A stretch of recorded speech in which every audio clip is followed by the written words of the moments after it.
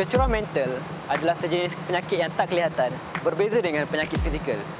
Tetapi seperti penyakit fizikal, mereka juga memerlukan rawatan dan sokongan oleh orang sekeliling. Dalam psikosis ini akan memaparkan kisah-kisah perjuangan dalam senyap.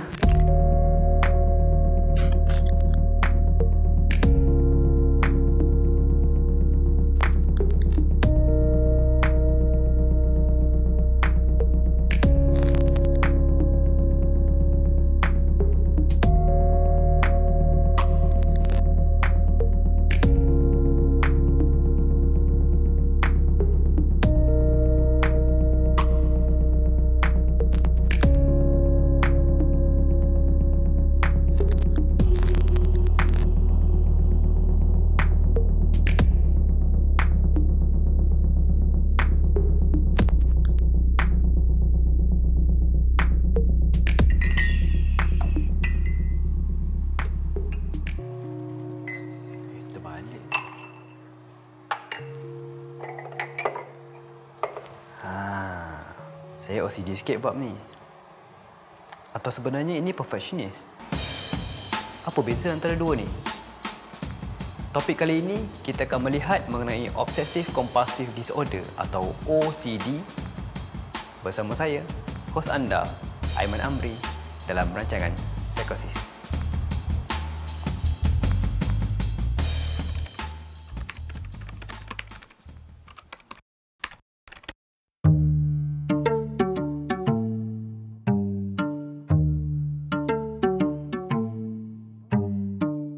Bermulanya semasa saya remaja, masa tu saya dah rasa saya agak lain kerana saya selalu gagal menyiapkan tugasan yang orang lain mudah je nak siap. Saya selalu ambil masa yang terlalu lama dan pada asalnya saya cuma suka susun mengikut susunan. Contohnya buku tu saya akan susun semua buku di rak buku mengikut warna.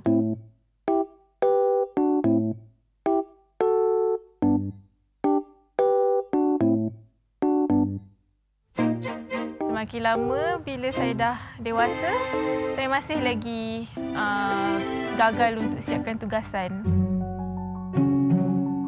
Sebelum ni saya akan susun dengan susunan yang sangat complicated. Obsession saya adalah kepada sequence. Sepuratanya setiap hari dalam 4 hingga 5 jam saya akan bazirkan masa. Pada satu tahap saya rasa sangat down dengan diri sendiri sebab saya gagal untuk menyelesaikan banyak tugasan. Dan akhirnya saya pergi ke Mentari untuk mendapatkan rawatan dan alhamdulillah lepas dapat psikoterapi dan makan ubat, lama kelamaan saya makin memahami kecelaruan mental saya dan alhamdulillah sekarang perlahan-lahan saya mampu menguruskan kecelaruan mental OCD ni.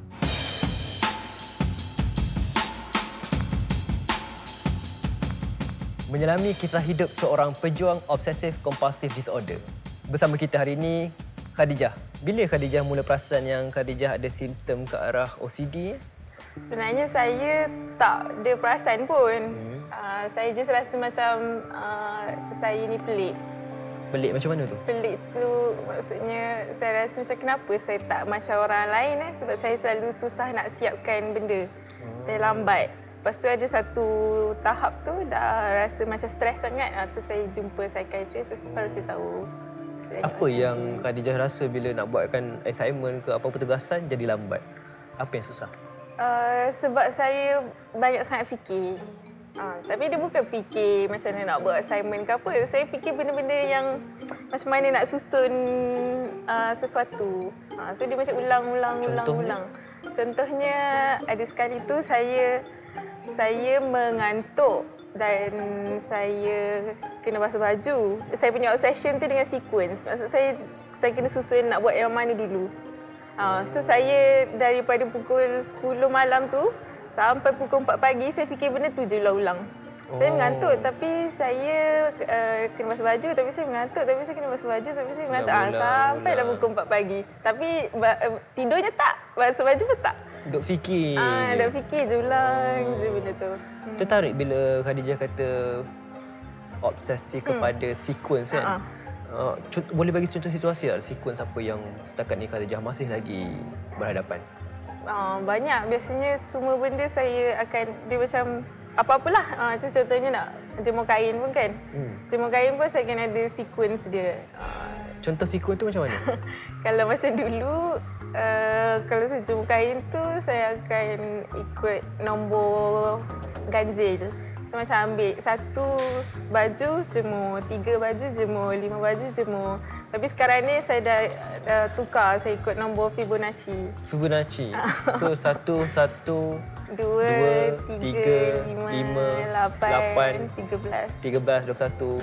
Oh, ikut nombor Fibonacci Daripada penceritaan Khadijah kan, kalau Khadijah tak dapat buat task ataupun tugasan mengikut nombor tadi, cerita secara spesifik sikit, apa yang Khadijah rasa kalau tak dapat? Dia jadi macam panik.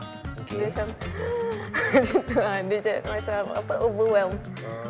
Lepas tu saya jadi macam stuck, saya tak tahu nak buat apa. Ada datang sekali dengan kemurungan tak? Ada. Biasanya kemurungan datang waktu bila?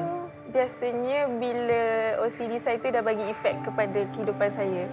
Contohnya macam kalau hari-hari selalu saya lambat macam tu macam biasa je, tapi bila sampai dah contohnya assignment dah terlalu lambat dah tinggal nak dekat deadline, saya tak siap-siap lagi sebab setiap hari 4-5 jam saya spend OCD kan. So banyak masa terbazir dekat dalam otak saya lah.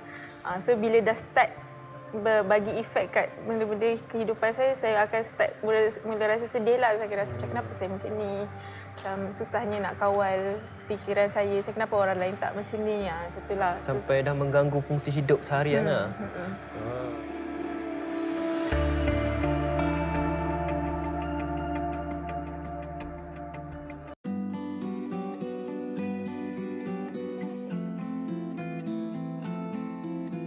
Macam mana perjalanan daripada awal perasaan tu sehingga akhirnya ke bahagian rawatan? Masa tu macam memang tengah dah kira kemurungan lah, dah teruk sangat. Sebab saya dah cuba untuk survive sendiri. Lepas tu saya kata okey, saya memang tak boleh. So satu hari tu saya just decide okey, saya perlukan bantuan.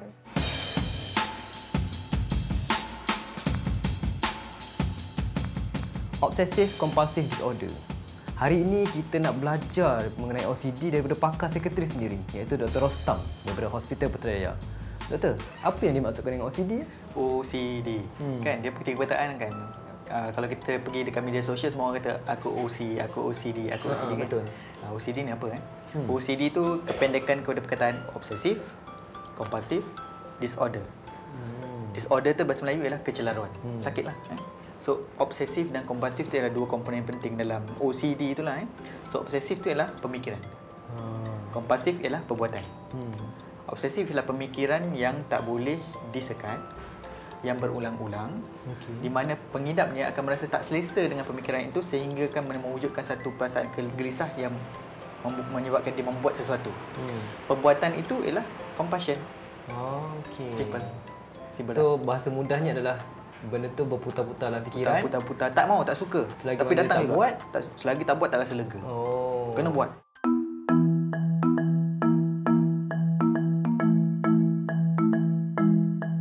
Jadi doktor, OCD ni ada berapa jenis? Berapa jenis? Okey, OCD itu biasanya kita grupkan kepada perbuatan apa yang biasa dia buat kan. Nombor satu yang biasa orang cakap ialah checking. Bukan checking, contamination, cleanliness. Nak bersih, rasa semua tempat kotor. Sentuh, alamak, kotor lah, cuci tangan. Takut pada germ. Macam ada benda lah. Nombor dua, arranging. Nak kena atur. Dia kena, kalau kasut biru, hitam, merah, hijau, semua kena teratur. Lepas tu, alamak, saya ingat sikit. Dia kumah-kumah, susun balik. Arranging. Ada yang counting. Kira-kira dia macam mental arithmetic kan. Kena kira, lepas tu checking dari segi pintu keselamatan. Ataupun dari segi mungkin kena ulang perkataan tertentu. Dia kena repeat. Kalau tak repeat, tak puas hati.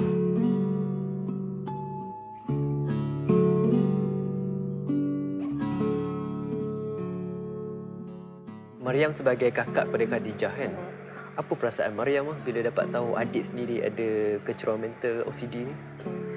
Khadijah, dia pergi dapatkan rawatan sendiri dekat hospital. Masa dia balik, dia beritahu saya dia diagnose sebagai OCD.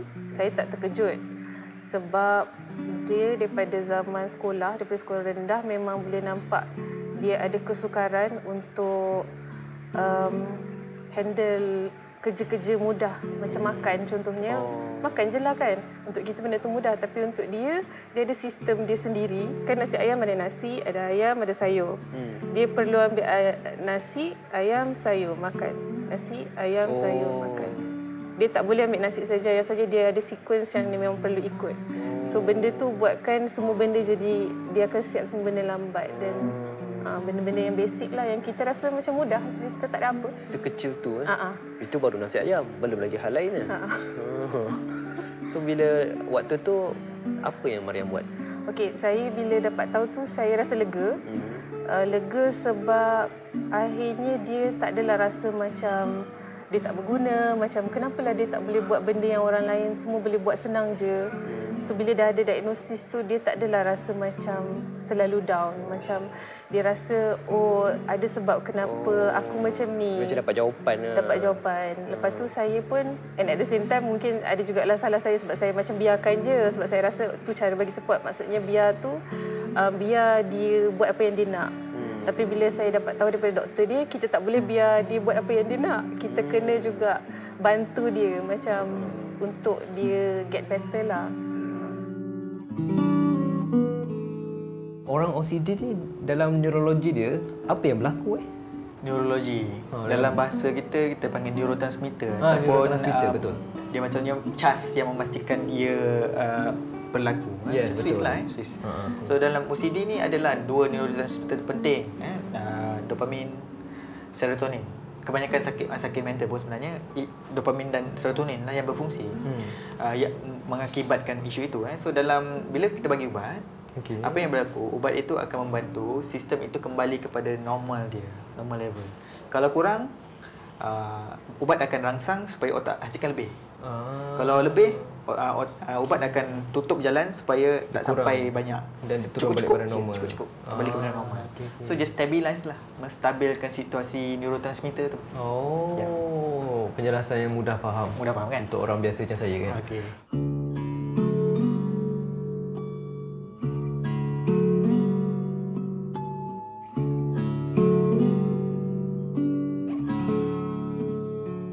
Bila kita sebut pasal pemikiran OCD macam ni kan, komen Khadijah lah mengenai masyarakat kita yang kadang-kadang dia berpersonaliti perfectionist. Contohnya dia mesti bersih ataupun dia buat sesuatu mesti ikut susunan abjad dan sebagainya kan. Dia menggunakan istilah OCD untuk menggambarkan personality tu. Contohnya macam, aku tak boleh lah kasut bersepah macam ni, aku OCD sikit bab-bab ni. Komen Khadijah lah sebagai seorang pejuang OCD sendiri, apa komen Khadijah pasal ni? Secara jujurnya saya rasa sakit hati lah.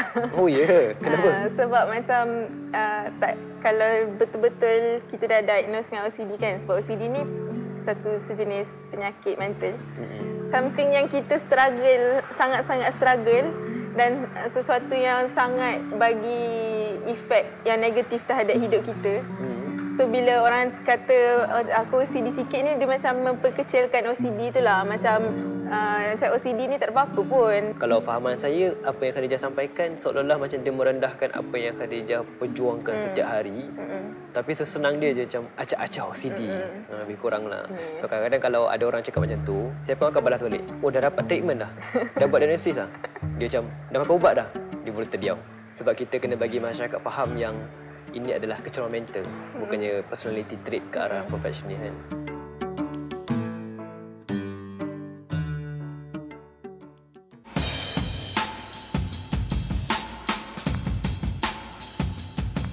Apa beza OCD dan perfectionist? Nampak macam sama kan? Perfectionist adalah sejenis personality, sedangkan OCD adalah sejenis kecerobohan mental. Seorang perfectionist yang pembersih, apabila nak pergi makan, mereka akan basuh tangan mereka sehingga bersih dan selesai. Seorang OCD yang pembersih pula, dia akan membasuh tangannya sehingga bersih dan selepas selesai, dia akan basuh lagi sehingga menjejaskan fungsi sehariannya. Pejuang OCD ini, jika mereka tak dapat buat apa yang mereka nak buat, mereka akan jatuh dalam fasa depression dan anxiety. Kita perlu bezakan antara personality seperti perfectionist dan kecerobohan mental seperti OCD. Kerana satu adalah penyakit dan satu lagi adalah pilihan.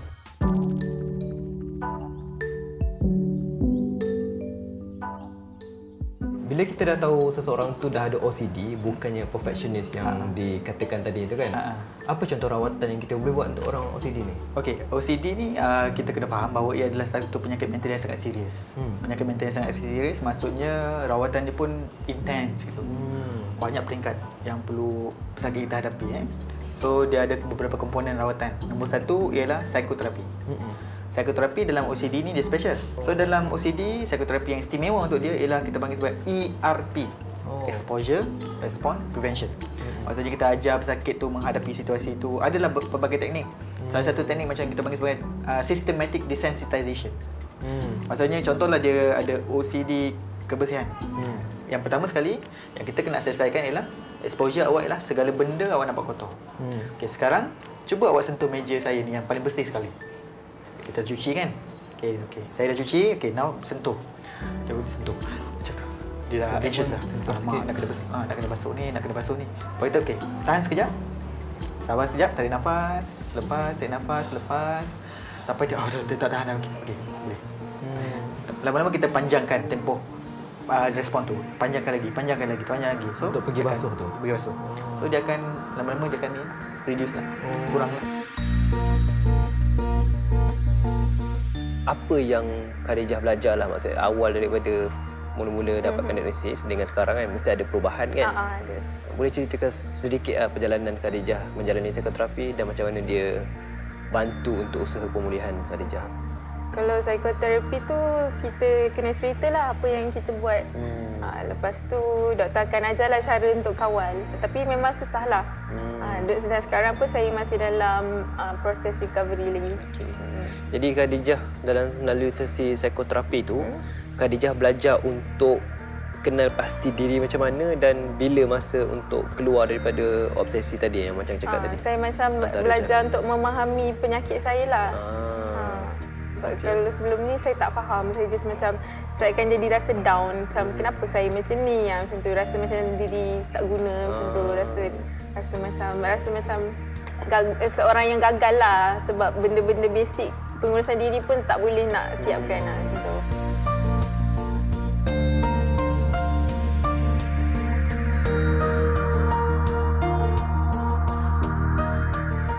Setakat ni apa yang paling mencabar bagi Mariam selaku kenalan atau keluarga kepada seseorang yang ada OCD? Saya rasa dia tak ada bagi masalah kepada saya. Maksudnya kita nampak yang dia punya struggle tu adalah dengan diri dia sendiri. Cuma cabarannya mungkin untuk orang lain di sekeliling untuk faham kenapa dia macam ni. Sebab mungkin orang pun tak tahu pasal OCD kan. Mungkin orang anggap OCD ni pengemas. Itu je orang tahu. Itu memang biasa orang cakap. OCD je pengemas, OCD je pembersih. Sedangkan tak semudah tu. Satu perkara yang saya lihat bertuahnya pada Khadijah adalah untuk ada seorang kakak yang memahami apa yang sedang lalui. Dan memang itu pun mana-mana pejuang kecerdasan mental yang perlu ada selain daripada rawatan psikiatri dan psikoterapi, sokongan daripada keluarga dan kawan-kawan sendiri.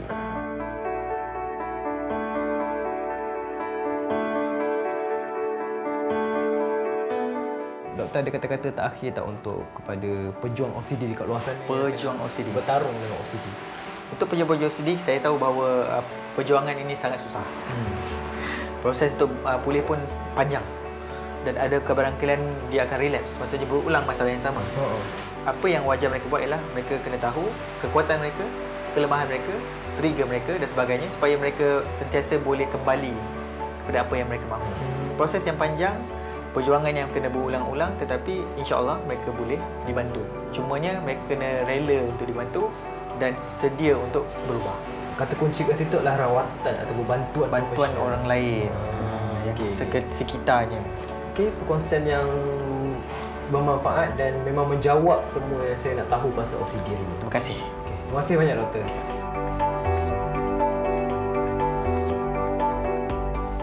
Apa benda yang perkara paling susah yang Khadijah kena perjuangkan setiap hari sebagai seorang yang mempunyai OCD? Memikirkan masa depan lah, macam pelajaran ataupun nanti satu hari nanti kalau dah nak berkeluarga, saya fikir macam mana kalau dah Jadi kalau ada anak nanti macam mana saya nak uruskan. Sedangkan diri sendiri pun saya susah nak uruskan. Hari-harilah sebenarnya struggle, especially bila saya gagal untuk finish satu task tu. Macam habiskan benda yang sepatutnya saya buat tapi saya tak buat disebabkan saya spend terlalu banyak masa dalam session tu. Terima kasih banyak sebab sudi berkongsi. Bukan senanglah nak ceritakan benda yang Bukan senang. mendalam macam ni kepada orang awam. Kepada masyarakat Malaysia yang sedang menonton rancangan ini, mohon fahami perbezaan antara OCD dan perfectionist. Satu personality, satu lagi adalah kecerdasan mental. Jangan kita mudahkan kecerdasan mental ini dengan menjadikan ia sebagai satu adjektif atau satu kata sifat nak menunjukkan personality kita yang perfectionist. Semua orang ada perfectionist dalam satu masa, tapi bukan semua orang ada OCD.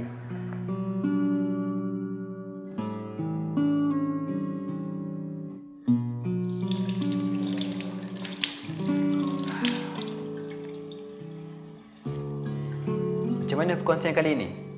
Anda sudah mula faham apa itu OCD? Kita perlu melihat OCD ini sebagai sebuah kecerdasan mental yang memerlukan rawatan dan sokongan oleh orang terdekat. Kita juga perlu faham tidak sempurna kesihatan seseorang tanpa kesihatan mentalnya. Temui saya, Aiman Amri, hos anda dalam rancangan Psikosis untuk kupasan topik kecerdasan mental yang lain.